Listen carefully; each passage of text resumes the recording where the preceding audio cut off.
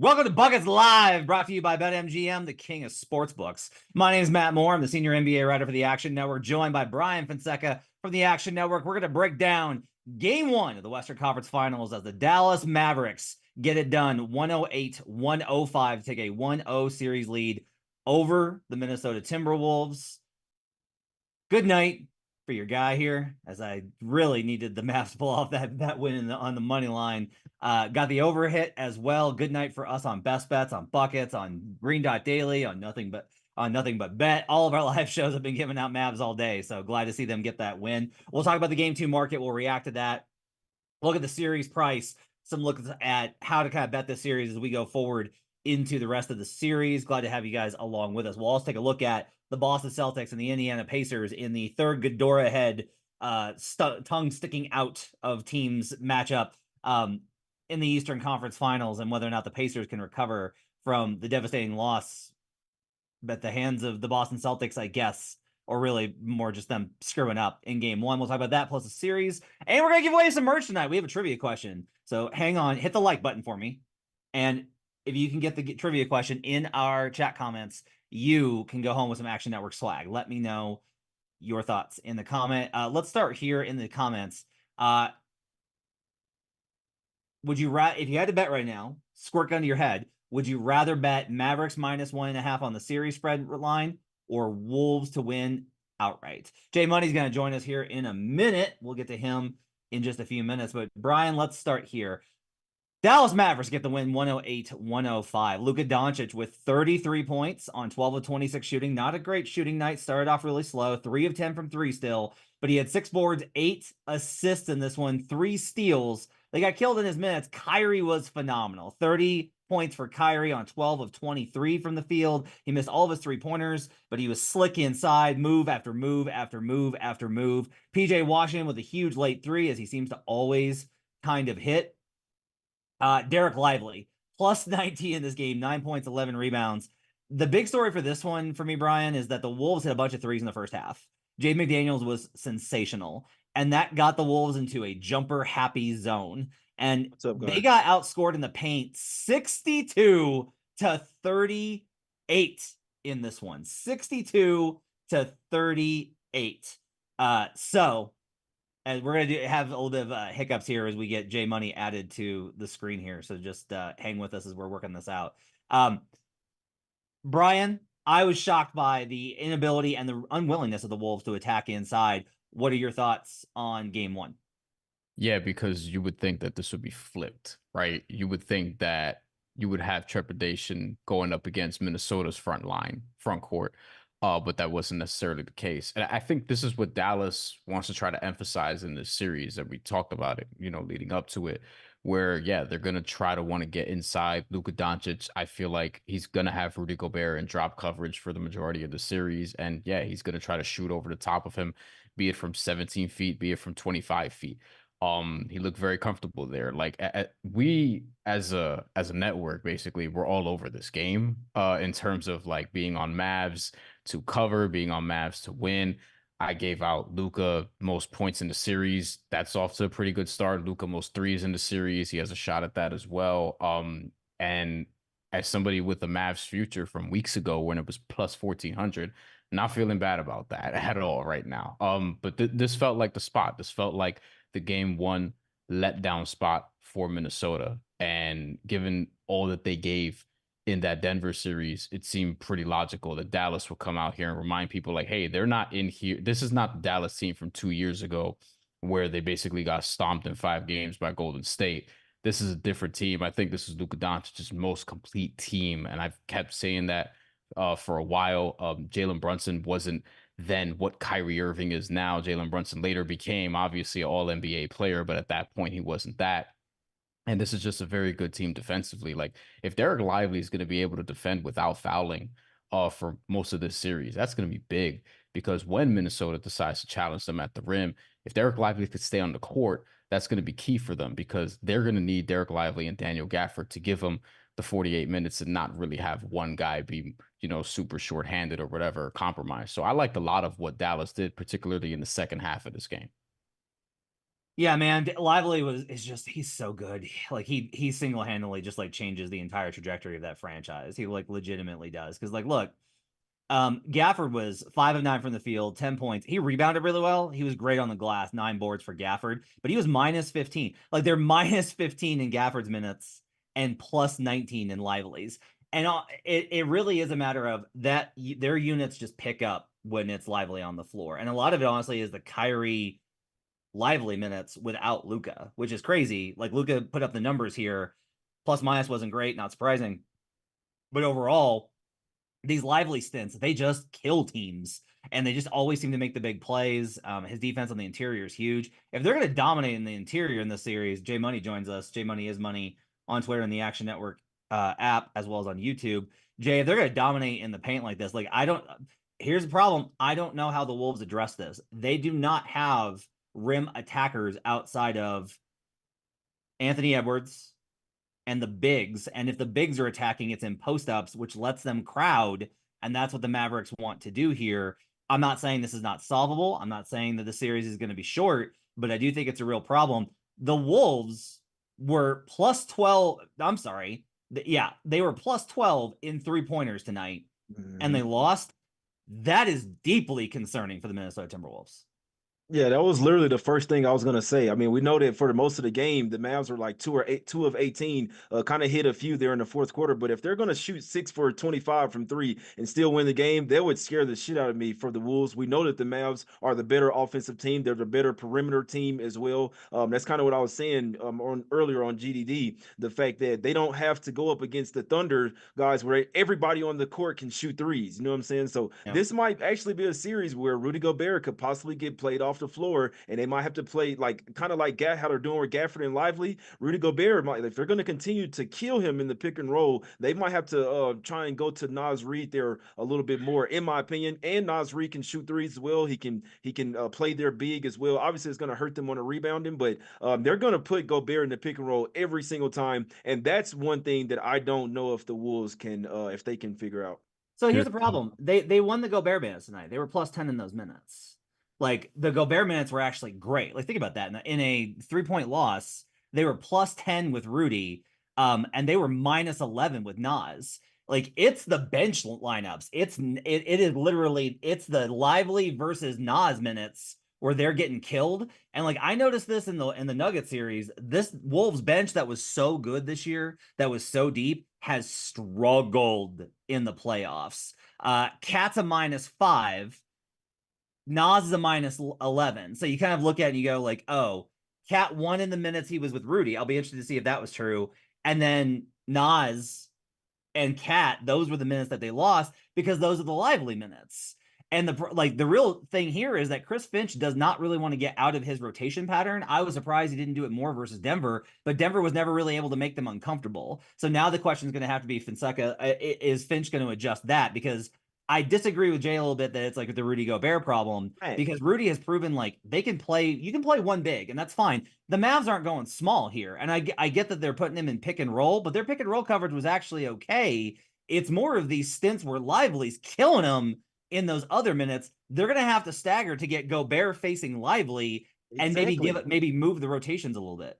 Man, that's all I was gonna say. If you have Gobert on that bench lineup, not necessarily saying like don't start him the game, but if you have him when Lively's in the game, I Right. think they could fix a lot of problems for the Wolves because now you have him going up against Lively and you have Naz Reid going up against Gafford. So that's exactly what I was saying right there. And we know based on history that Luka is going to be very, very comfortable if Rudy Gobert is on the floor, just putting him into the action and trying to get his shot off. Like he He did hates Rudy when Gobert. Dallas, yeah, he did this when Dallas beat up at Utah a couple years ago in the playoffs. Like he was able to get his shot off. And it's not even the thing. It's like we're not trying to like necessarily pick on Rudy Gobert here, but Luka knows how to solve the Rudy Gobert problem. And if he can solve that, and we saw within the first couple minutes, he knows how to solve the Jaden McDaniels problem because he could just bump him out the way like he's a running back.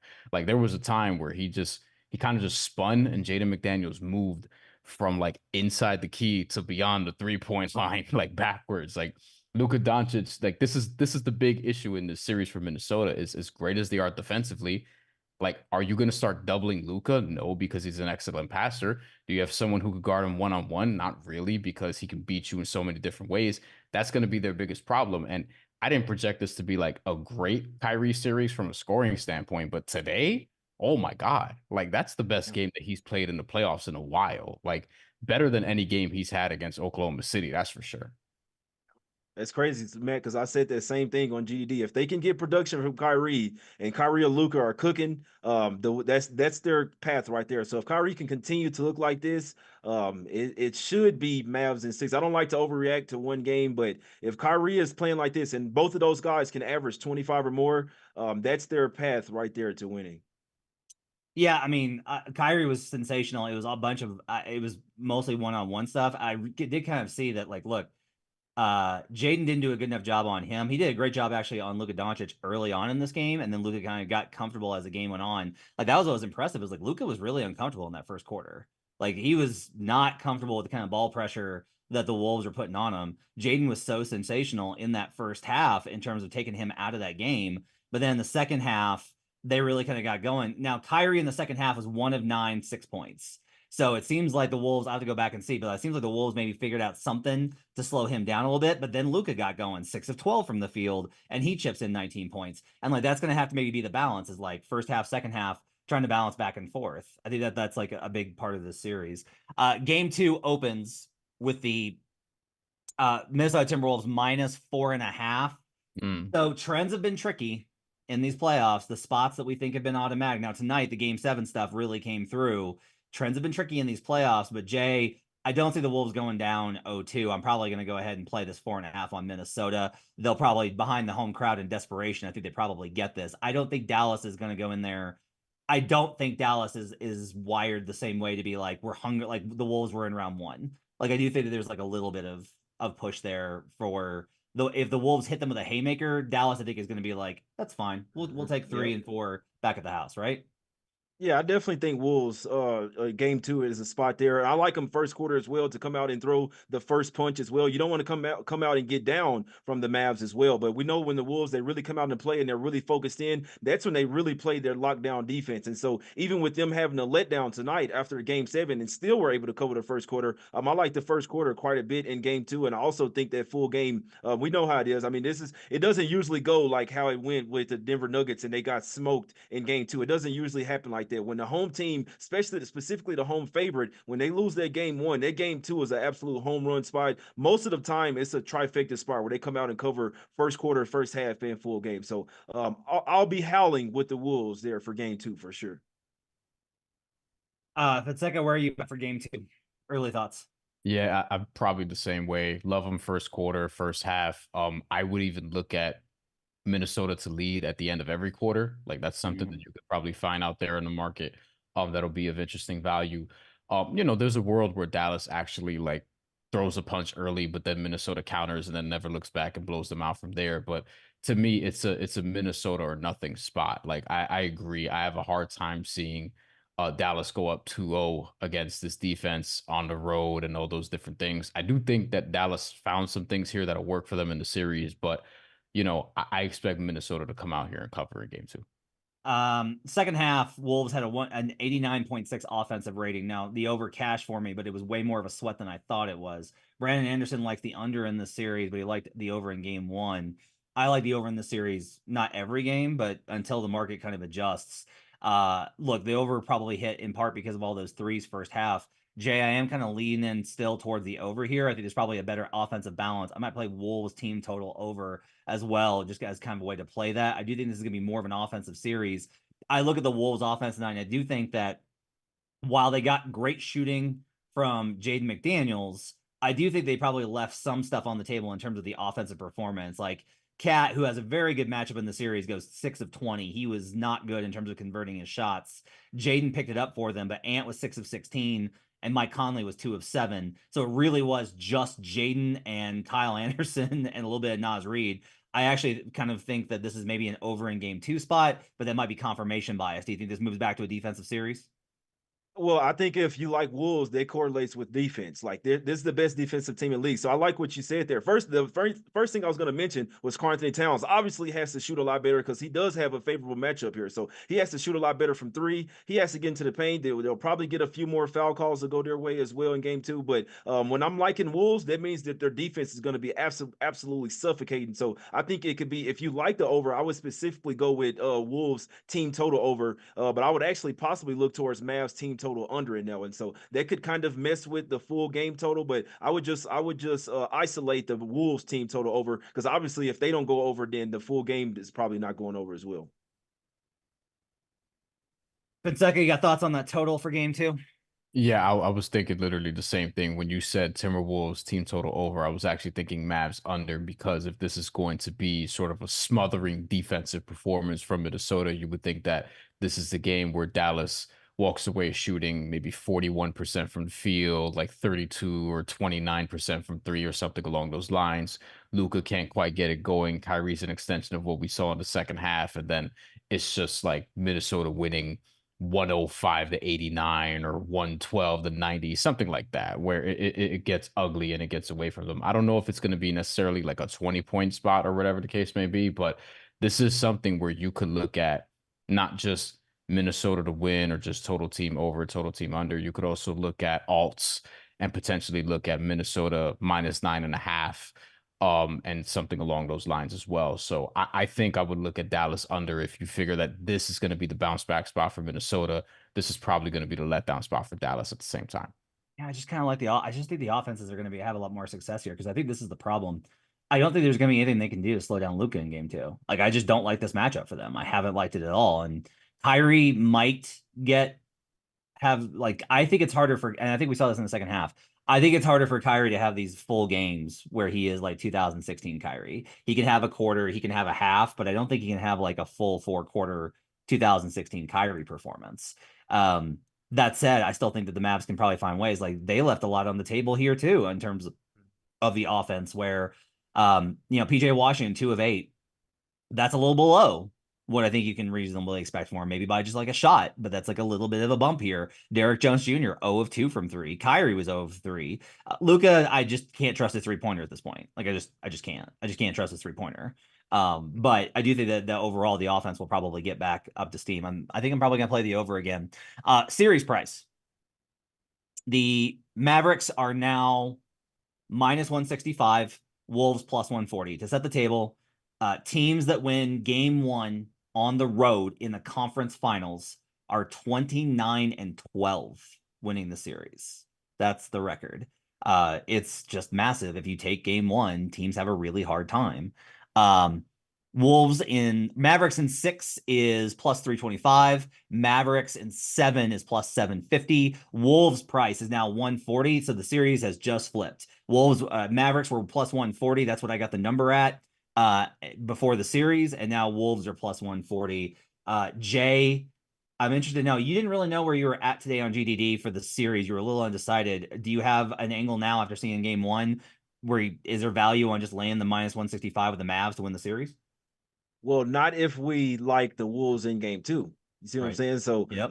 if we think that Wolves are going to win game two, then that price is obviously going to shrink maybe to. I was going to ask you guys, what do you think the price will go down to? Because Mavs will still be favored, obviously, but they have to take it down to at least like -120, maybe even like I'd say -125, anywhere between -115 to -125, because they've obviously stole back home court advantage, but that would obviously go down. So I feel like I wouldn't bet it right now if you really feel confident that the Wolves win game two like we do. But I do think that Mavs in 6, that's their path, right? So when you have the road team that gets one of those games in the first one, we know that it's really hard to win both of them, right? So they could very well come home and win both games, be up 3-1. Wolves take game 5 there. Mavs close it out in 6. You can't be messing around in Minnesota for a game 7 if you're trying to win this series. So I think that if I wanted to go ahead and bet it right now, I think Mavs in 6 plus the +325, I think you said, that's the route that I would go. But if you want to just take them straight up and you like the Wolves for game 2, then you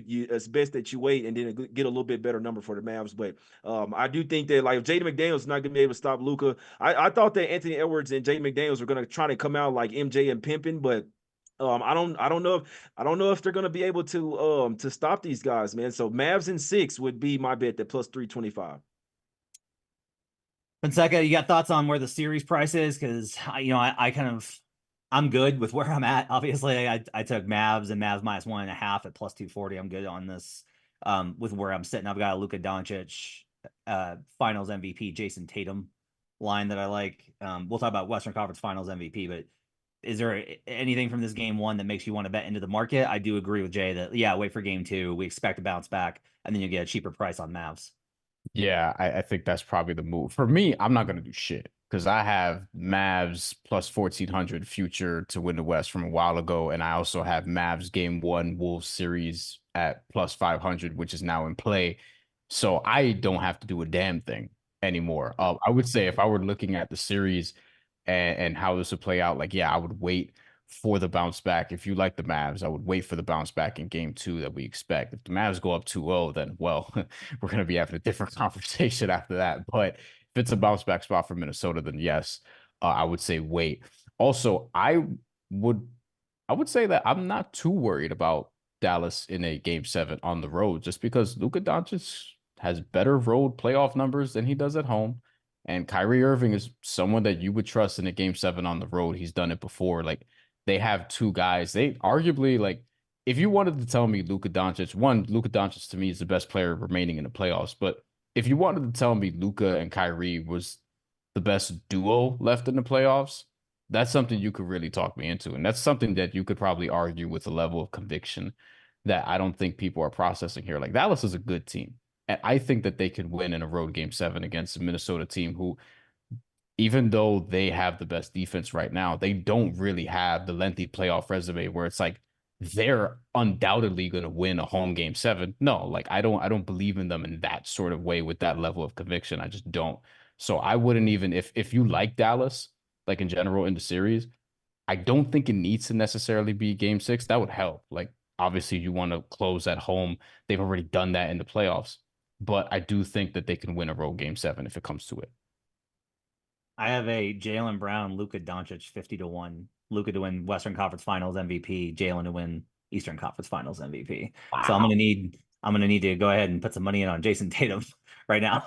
Is what I'm gonna need to do with that right now. All right, we're gonna talk about the Eastern Conference playoffs. I do want to let you know the bet that Buckets is presented by BetMGM. Use bonus code ACTION when signing up to get $1,500 back in bonus bets if your first bet doesn't win. For new users in Arizona, Colorado, Illinois, Indiana, Iowa, Kentucky, Louisiana, Maryland, Massachusetts, Michigan, New Jersey, Ohio, Pennsylvania, Tennessee, Virginia, West Virginia, and Wyoming. Bonus code ACTION will give us new users in North Carolina $150 in bonus bets for betting just $5. Terms and conditions apply. Must be 21 or over. Gambling problem. Call 1-800-GAMBLER.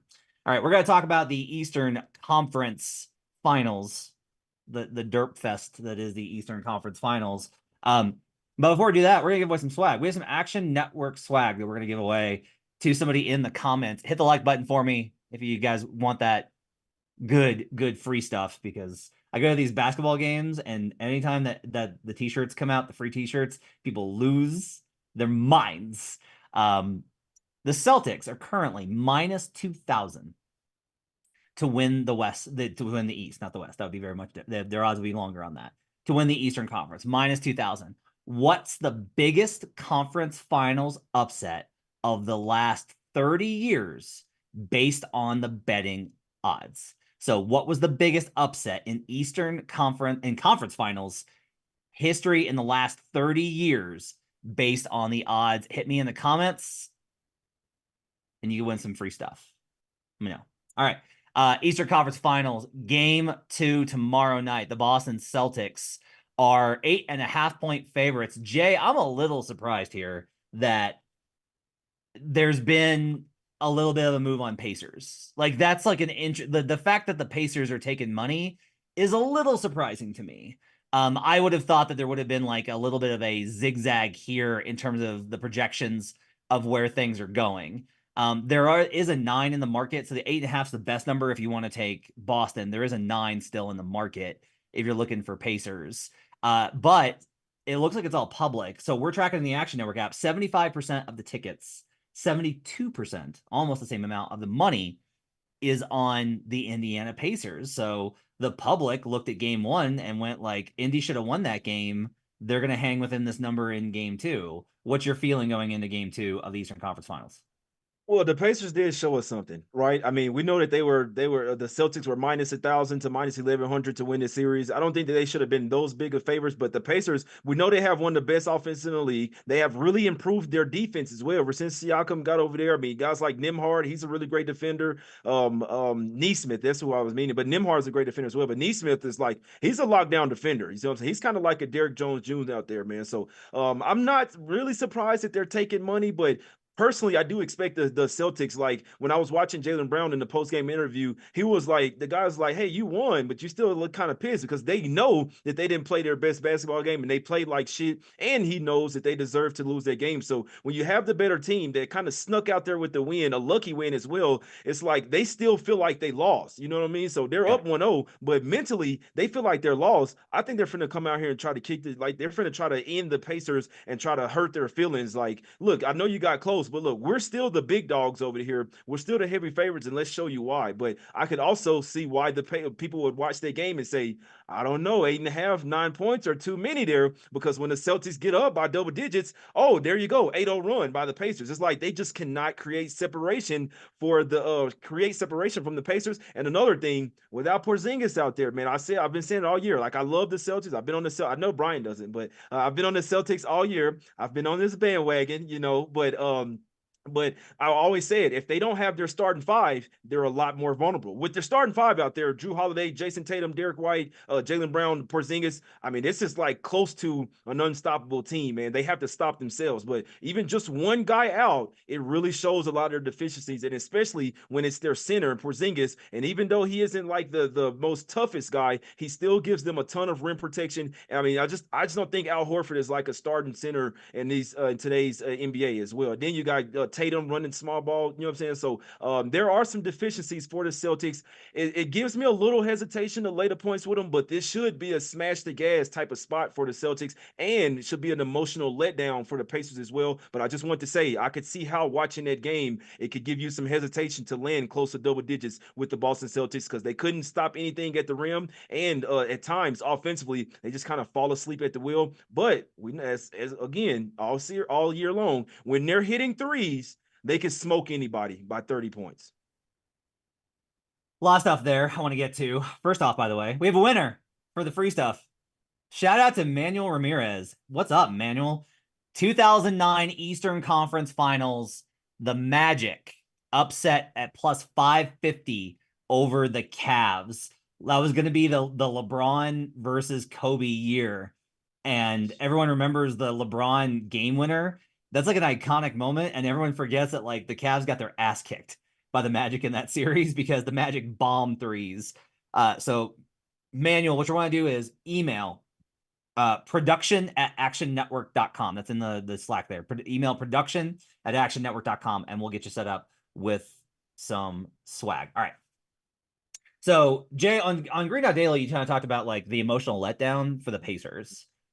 I want to fight. I want to fight a little bit on that. And the reason is, I've kind of said this about the Pacers.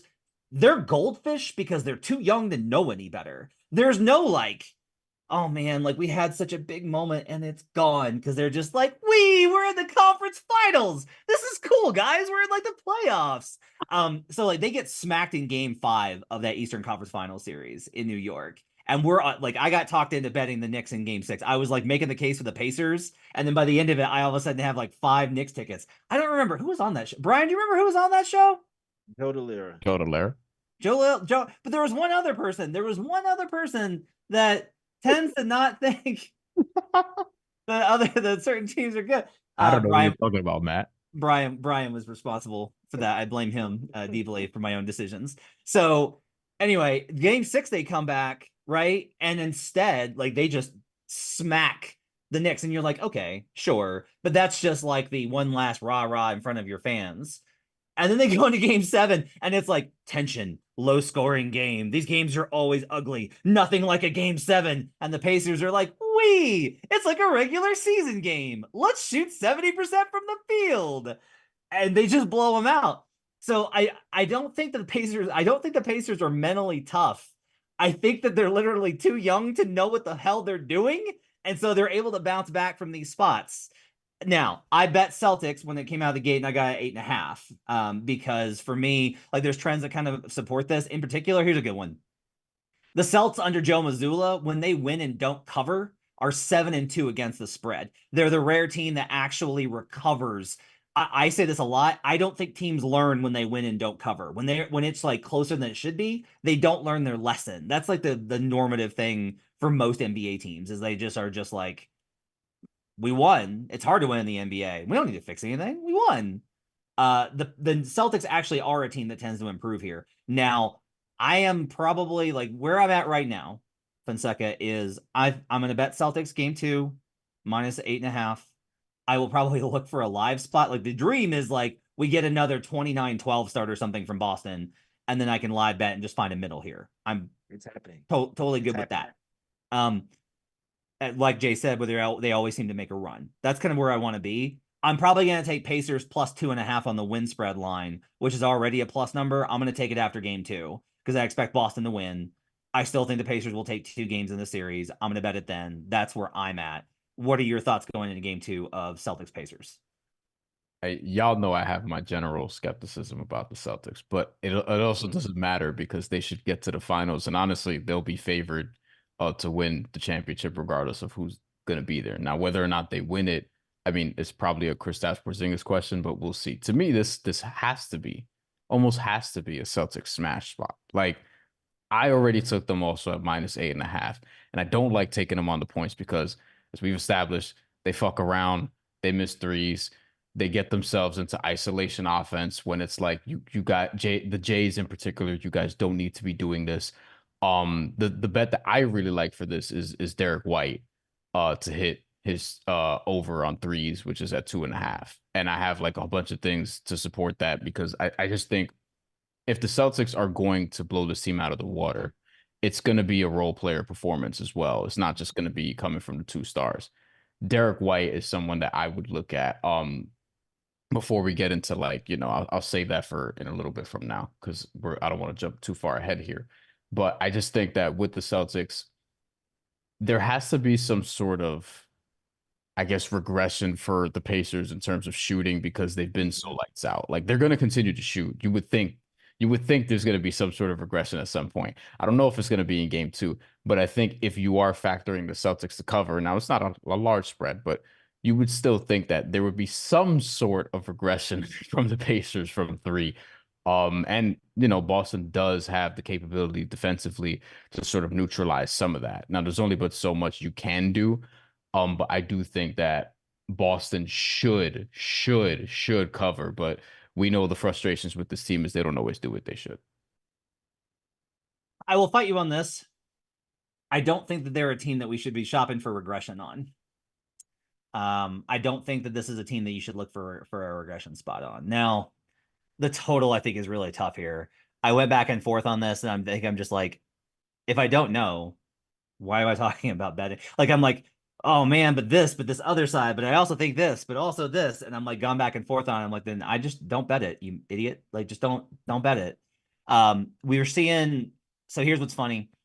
Open 224.5. There's a 225 in the market. It stayed solid because, and this is what we're tracking, 93% of the tickets and 96% of the money so far are on the over in this game. Like everybody's on it. So, but here's the question is, all right, this open 224.5 and there's still that in the market. Why hasn't it moved? Like you use the Action Network app, you can see this stuff. Why hasn't it moved? And the answer is because there's sharp money coming in on the under. So big money, sharp bettors are hitting the under on this, fading that kind of action here. But the Pacers, for me, this is why, like, I was arguing with the guy with the poor Knicks fans in our chat because I like to drive the knife in when there are moments of pain. During game 7, I said they were like, they have to regress here at 80%. And I was like, I don't know, man. Like, this is just kind of who the Pacers are. Like, to me, they weren't the best offense in the league this season, but they felt like it. I don't watch the Celtics and go like, this is the best offense in the league. Agreed. I say Pacers. But the Pacers hit there. Me too. Like, by the numbers, the Celtics are the best offense in the league. But if you ask me who feels like the best offense in the league, it's the Pacers. And that was what was so impressive is like, the Celtics have this great defense, and the Pacers were just like, nope, we're just gonna drive and kick and move and slash and reverse the ball, like just playing free, man. You can't get them out of their scheme because they spend zero energy on the defensive end. So they've got all the energy in the world to be able to play against you on offense. So I kind of think that the Pacers are going to be able to continue playing well offensively. I don't want to go into a total play though, because I do think that the Celtics have to watch game one and be like, we don't need to play fast with these guys. They tried to do that. Like first half was like, hey, every time that they score, we just come back and score, and we're going to outdo what they do. And I understand the thought process because the Celtics really did kill them with that in the regular season. And they killed them on it in the first half with fast breaks. Like without those fast break points, they don't win this game because their half court offense wasn't that good. But I do think that the Celtics are probably going to be like, we need to play like a serious playoff game. Like we maybe need to not try and beat the Pacers at what they do. We can just beat them in like a normal playoff game. Because when they started playing defense, they played a lot better. With Tatum on the floor, they had a 104 defensive rating. That's nuts against Indiana. And so I think they're probably going to slow it down, if nothing else. So that makes me lean towards the under, but I also trust the Pacers. So I'm going to stay away from the total here. That's kind of the way that I'm looking at this. I want to say one thing. I think the Pacers go under their team total, and the reason why is because I think the Celtics really come and clamp down here because it's like they have the great perimeter defenders, they just don't have it inside the paint. So Siakam, he's going to get whatever he wants. We know Miles Turner, he's not going to bang down low as well. So you have to make sure you guard these guys on the perimeter and make sure they're not getting good threes, even though they're moving the ball around. As long as you're guarding these guys and staying to them, you can give up twos, and especially if the Celtics hitting their threes, like that's their game. It's been all year. Let's make a bunch of threes and let's give up a few twos. You know what I'm saying? So I feel like Siakam is one player where he's still going to get to the paint and get whatever he wants. But as far as like Halliburton, Nembhard, Miles Turner hitting these threes, man, McConnell hitting these threes, which he likes to get in the paint as well, I think the Celtics are going to shut them down defensively on the perimeter. And I think that may be why the Sharps like the under in this one, because the Pacers may not touch 100 points in this game. And Jaylen Brown says they want to continue to play with pace. They want to run the Pacers off the floor. That's one deficiency that I feel like the Pacers have. You can't run with the Celtics. You can't try to run and gun with them. When the Celtics, like it's like Brian said, when they really came to a halt, that's when they were just dribbling the ball up the floor, and their half-court offense without Porzingis specifically isn't super great. That's when the Pacers actually had some success. When they're running and gunning, the first 12-0 run of the game, the Pacers could not stop the Celtics because it was an up and down type of game, man. So I think the Celtics come out here, they know the task at hand. I think they're going to lock down defensively. They're going to be pissed off. Even after a win, I think the Celtics come out playing pissed off on defense, and I think it starts from the get-go. I actually think that we're going to see a really good first quarter, man. Just like you said, like a 29-12 type of game. I think they're going to come out and smack the Pacers in the mouth, and then what do? They always fuck around. They fuck around and find out, and then before you know it, it's a 10-point game. It's an 8-point game. So this is one where I like Celtics early in this one. I'll take Celtics minus 2.5 in the first quarter here. All right, I like that play quite a bit. Yeah. Update real quick as we're doing this on Buckets Live.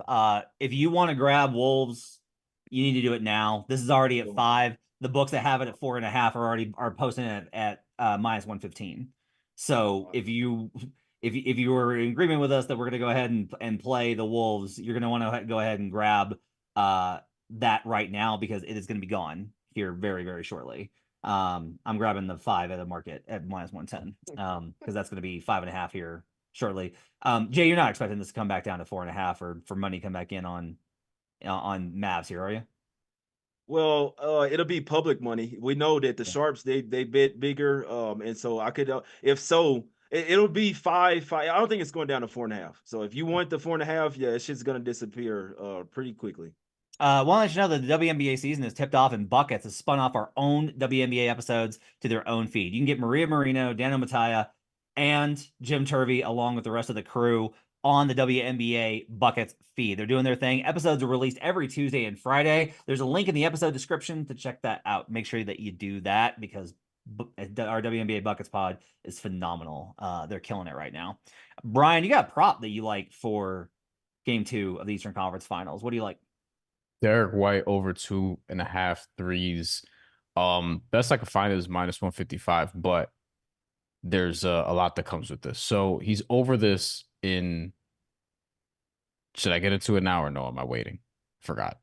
No, you're good. Go ahead and get to it. Okay. I didn't want to jump too This is far Buckets ahead. Live. We are much more free here than we are on. There's no Matt Mitchell to All right. rule over me with an iron fist here. Over 7 of 11 games. So he's gotten 3 threes. Okay. Also 3 of 4 and 6 of 8. So he's rolling right now. And this is sort of the big thing with me because I think the Celtics could cover. The Celtics have 7 wins of 10 or more points in the playoffs, really 14 or more, but double digits for the sake of them covering the spread, which is about 10. Derek White has hit over 2.5 threes in 6 of those 7 wins. So that's key. And he's actually averaging 22 points in those games. So if you want to look at his points, there's probably a 15.5 out there right now that you can go and grab.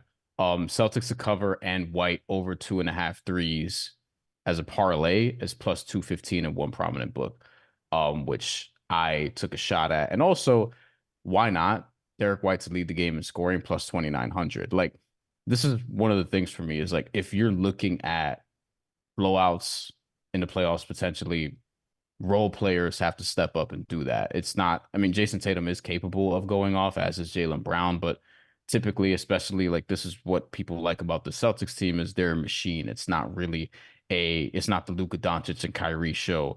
It's not the same thing as some of these other teams. It's like they have guys that can beat you. They have 5 guys that can beat you in a lineup at any given time, usually when they're at full strength. Kristaps Porzingis is not there, but still Al Horford, he not a starting center anymore to Jay's point, but he can be productive in a playoff series, right?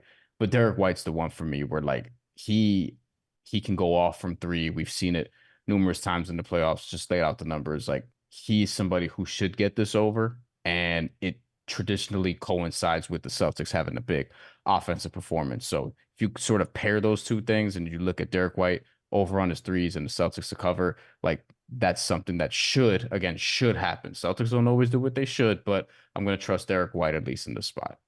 If Brian Fonseca is betting the Celtics, you know that the spot is strong. Oh, yeah.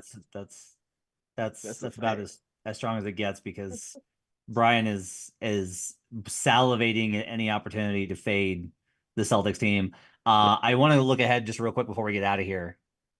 Fonseca, I want to ask you because this is where I'm at. Uh-huh. The Boston Celtics are now minus 175 at BetMGM to win the NBA title. They are minus 175 to win the title. Why are you asking Brian?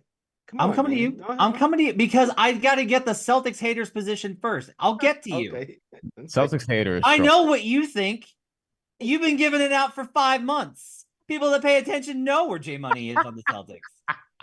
Fonseca, look, I know a lot of Boston haters in my life. I know a lot of them. But you have had a special place for this particular squad for a number of reasons, including again, Brian's not a Heat fan, but he's a Heat sympathizer. Who lives in New York, by the way. Yeah, who lives in New York. If the Mavericks get out of this series, we gave out Mavericks on, again, I gave out Mavericks in 3 different spots. I was not able to give it out on the Bucket the Best Bet show. Brandon Anderson's on Twitter being like, clean sweep for buckets, me and Jim Turvey. And I was like, I just did an hour with you convincing you the Mavericks were going to win the series. So mad at Brandon. But my point here is I don't let the Mavericks match up with the Celtics. You have been waiting for the spot. I'm sorry, Brian. I don't think that they're going to get exposed. I agree with you. They're not as good as the resume.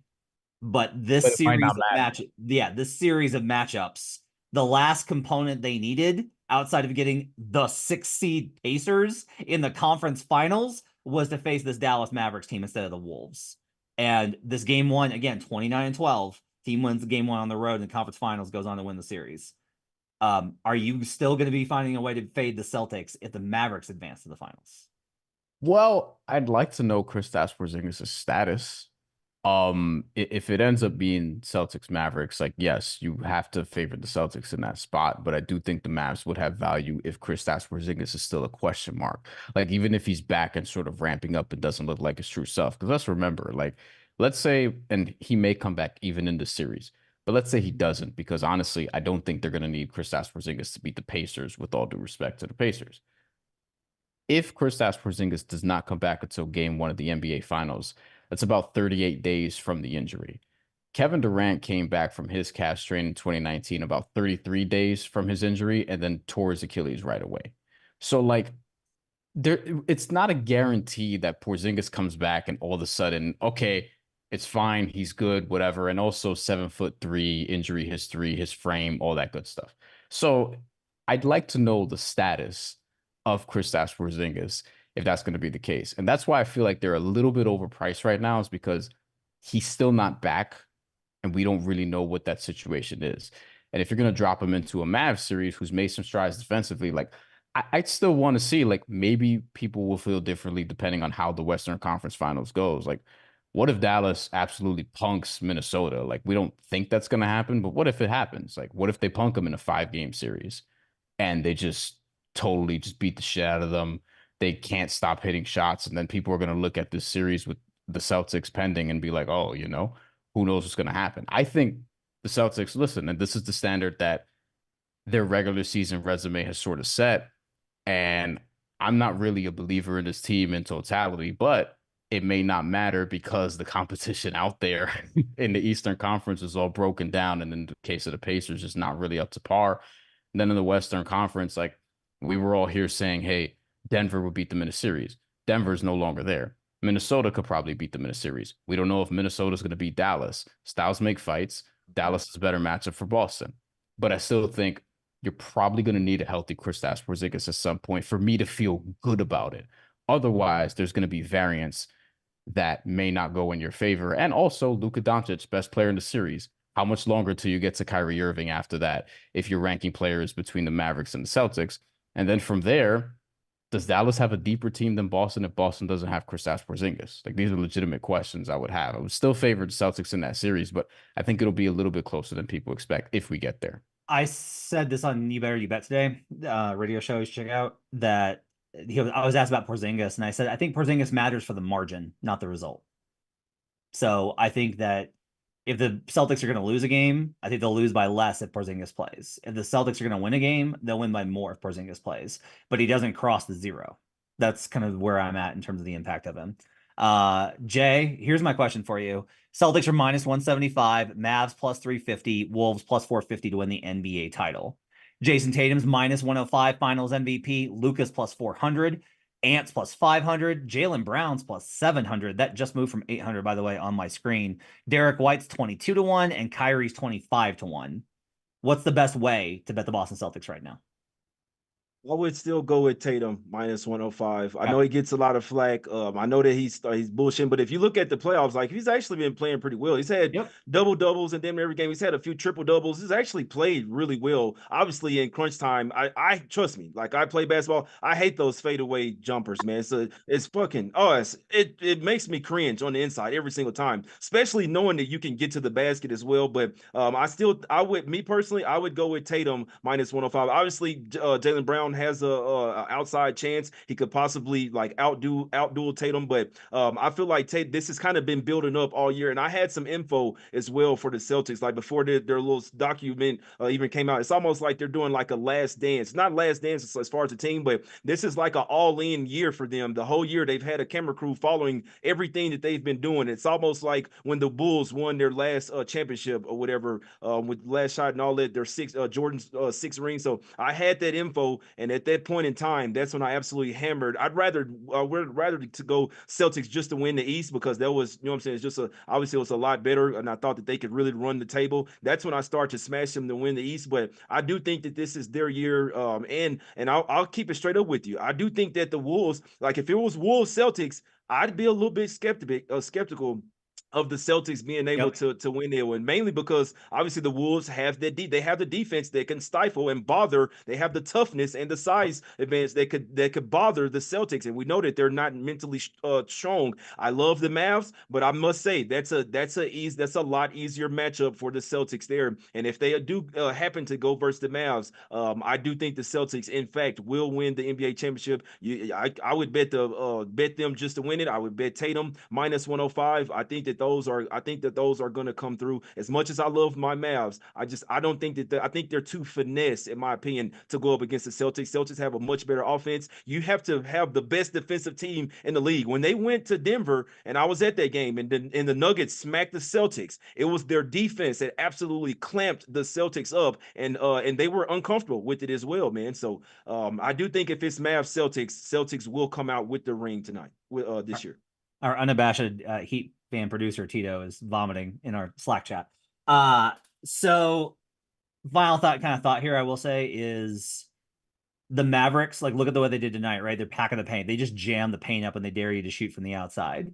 The Boston Celtics are more than happy to hit jumpers. That's their style. Is like they want to swing the ball around and they want to shoot jumpers. They don't need to run pick and roll action. They don't need to leverage you. They're fine in isolation. They'll play one-on-one. They'll hit a lot of threes. They pressure you with movement. They're really good defensively. Now the Wolves are better defensively, but overall, I do just think that the Celtics have a good matchup versus the Mavericks and a bad matchup versus the Wolves. So we'll see what happens from here on out.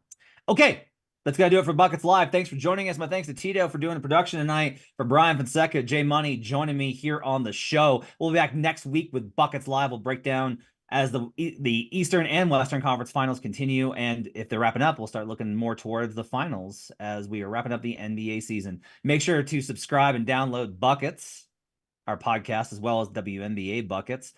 And give me that subscribe and like button here on the Action Network. Thanks for joining us, everybody. Appreciate it. Have yourselves a great night. We'll see you guys again next time on Buckets Live.